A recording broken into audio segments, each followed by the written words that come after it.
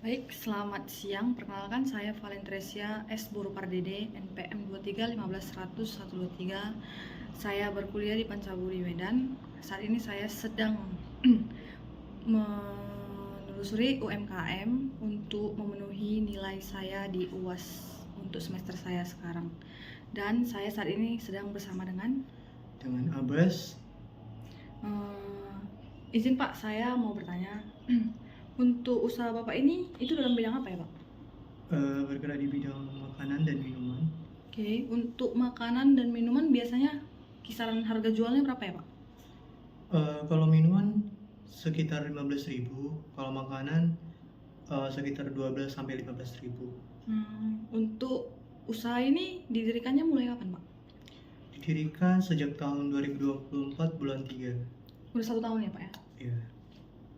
Untuk pengelolanya itu siapa aja Pak dari awal pendirian? Itu saya dengan istri saya. Untuk biaya sama pendapatan itu biasanya pencatatannya gimana Pak? Pakai kas atau kayak mana? Iya, pakai buku kas. Berarti nggak ada rekening ya Pak ya? Enggak. Untuk alamat usaha Bapak ini di mana ya Pak? Untuk alamatnya di Jalan Tangguh Bongkar 3. Di pinggir jalan ya Pak ya? Untuk usaha saat ini yang mendorong Bapak memulai bisnis ini di sini tuh apa Pak? Saya melihat peluang di sekitar jalan ini yang mana nggak ada warkop, jadi saya mengambil kesempatan itu membuka warkop, warung kopi dan jual makanan sekaligus. Untuk jumlah karyawannya berapa? Jumlah karyawannya ada 2. Itu termasuk waiter sama yang masak buat minum juga? Iya, waiters dan juru masak. Apa saja yang Bapak visi misi Bapak untuk usaha Bapak ini tuh apa aja? Ya, pertama sih untuk mendapatkan keuntungan sebanyak-banyaknya sih, dan kedua untuk berkembang lagi lebih usahanya gitu. Untuk aset itu ada apa aja ya Pak? Kalau aset ada styling, mesin kopi, meja, kursi, kipas, alat dapur mungkin. Iya, Pak? alat dapur, Kulkas. ya betul. Pak. Itu biasa beli kontan atau kredit Pak? Itu secara kontan. Untuk saat ini dari awal pembukaan usaha Bapak ini sampai saat ini, tantangan apa aja nih yang udah Bapak alamin selama berdiri di usaha ini? Awal-awal sih buka usaha masih belum rame karena masih baru kan. Jadi lama-kelamaan banyak juga pelanggan untuk datang mampir. Untuk keuntungan biasa per hari berapa ya Pak? Kalau per hari laba bersihnya 200.000. 200.000. Ini biasa bukanya Sabtu buka Pak? Atau Minggu merah? Iya, buka kecuali tanggal merah. Berarti tanggal merah aja yang nggak masuk ya? Iya, betul. Oke Pak, terima kasih atas bantuannya Pak. Ya. Mungkin sekian dari tugas saya. Terima kasih atas kerjasamanya Pak. Saya ucapkan terima kasih guys. Baik, kembali lagi bersama saya Valen dengan materi saya ialah aset tetap dengan definisi dan pengakuan. Aset tetap adalah barang yang digunakan untuk operasional usaha dan memiliki masa manfaat lebih dari 1 tahun, seperti peralatan dapur, meja, kursi, dan kendaraan operasional. Bisa disebut pada wawancara saya kemarin bersama dengan UMKM yang berada di Jalan Tangguh Bongkar dengan bidang usahanya itu adalah berjualan dari mulai minuman dan makanan. Beliau mengatakan asetnya adalah merupakan meja, kursi, mesin kopi, beserta alat-alat dapur lainnya seperti kulkas, mungkin untuk alat masaknya juga. Dengan begitu saya mendefinisikan bahwa beliau mengakui aset tetap itu saat barang tersebut dibeli dan digunakan dalam kegiatan usaha tersebut. Untuk pengukuran dan penilaian, aset tetap itu diukur berdasarkan harga perolehan, yaitu harga beli ditambah biaya-biaya dengan biaya yang langsung dikaitkan, yang langsung terkait dengan perolehan aset tersebut. Dalam hal tersebut juga belum melakukan penilaian kembali terhadap nilai wajar aset tetap karena keterbatasan informasi dan sumber. Untuk penyusutan, saya menyimpulkan mereka menggunakan metode penyusutan garis lurus dengan masa manfaat 4 tahun dan tanpa nilai residu. Contohnya, jika meja dibeli seharga 6.750.000, maka penyusutan tahunan adalah 6.750.000 dibagi 4.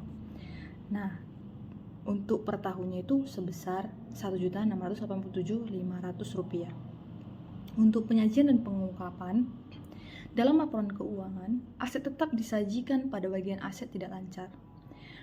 Bisa jadi juga mencatat akumulasi penyusutan dan nilai buku bersih dari masing-masing aset tetap. Namun, bisa jadi belum menyusun catatan atas laporan keuangan secara formal. Seperti tadi yang dikatakan, pencatatan mereka hanya melalui kas. Kas itu aset, yaitu aset lancar. Aset tidak berwujud. Definisi dan pengakuan. Kami belum memiliki aset tidak berwujud yang signifikan. Maksudnya pada UMKM tersebut tidak memiliki aset tidak berwujud yang signifikan seperti hak paten atau merek dagang. Jika ada, mungkin mereka akan mengakui aset tersebut jika memenuhi kriteria pengakuan, yaitu dapat didefinisikan, dikuasai, dan memiliki manfaat ekonomi di masa depan. Pengukuran dan penilaian. Beliau belum melakukan pengukuran atau penilaian terhadap aset tak berwujud karena belum memiliki aset tersebut. Amortisasi. Jika pihak yang kemarin saya wawancarai, yaitu Pak Abbas, memiliki aset tak berwujud di masa depan, mungkin akan melakukan amortisasi dengan metode yang sesuai dan menentukan masa manfaat yang tepat. Dalam penyajian dan pengungkapan, aset tak berwujud jika ada akan disajikan dalam laporan posisi keuangan pada bagian aset tidak lancar. Jika begitu akan mengungkapkan informasi terkait aset tak berwujud dalam catatan atas laporan keuangan. Untuk selanjutnya, liabilitas, definisi dan pengakuan. Liabilitas adalah kewajiban yang harus dibayarkan kepada pihak lain seperti utang usaha, utang gaji, dan utang pajak. Kebetulan dari UMKM yang saya wawancarai kemarin, beliau biasa membeli dengan secara cash, tidak ada yang kredit karena usahanya baru juga dijalankan selama 1 tahun dan masih memiliki keuntungan dengan ratusan ribu per hari. Untuk pengukuran dan penilaian, liabilitas diukur berdasarkan jumlah yang harus dibayar, termasuk bunga dan biaya terkait jika ada. Juga belum melakukan penilaian terhadap nilai wajar liabilitas karena belum memiliki kewajiban jangka panjang, kan seperti yang tadi saya sampaikan, mereka pembeliannya itu ialah cash. Penyajian dan pengungkapan. Liabilitas disajikan dalam laporan posisi keuangan pada bagian kewajiban. Bisa juga mengungkapkan informasi terkait liabilitas dalam catatan atau laporan keuangan meskipun belum disusun secara formal. Selanjutnya, kita akan membahas tentang ekuitas, definisi dan pengakuan. Ekuitas adalah selisih antara aset dan liabilitas, mencerminkan nilai bersih usaha suatu perusahaan atau UMKM. Bisa juga mengakui ekuitas saat ada transaksi yang mempengaruhi modal, seperti pembahasan modal atau laba ditahan. Pengukuran dan penilaian. Ekuitas diukur berdasarkan rumus ekuitas sama dengan aset dikurang liabilitas. Beliau belum melakukan penilaian terhadap nilai wajar ekuitas karena belum memiliki kewajiban jangka panjang. Penyajian dan pengungkapannya, yaitu yang pertama, ekuitas disajikan dalam laporan posisi keuangan pada bagian ekuitas. Jika mengungkapkan informasi terkait ekuitas dalam catatan atau laporan keuangan, meskipun belum disusun secara formal. Penting untuk dicatat bahwa meskipun suatu perusahaan atau suatu usaha telah melakukan beberapa pencatatan terkait aset tetap, liabilitas, dan ekuitas, mereka belum sepenuhnya menerapkan standar akuntansi keuangan entitas mikro, kecil dan menengah atau SAKM, EMKM dalam penyusunan laporan keuangan. Seharusnya para UMKM menyadari pentingnya penerapan standar akuntansi untuk meningkatkan transparansi dan akuntabilitas usaha mereka, serta memudahkan dalam pengambilan keputusan dan akses permodalan. Baik, sekian dari penjelasan saya untuk memenuhi nilai tugas, nilai ujian dan UAS saya. Saya ucapkan terima kasih banyak. Semoga membantu dan semoga harinya menyenangkan. Jangan lupa like, comment, subscribe. Terima kasih guys. Bye bye.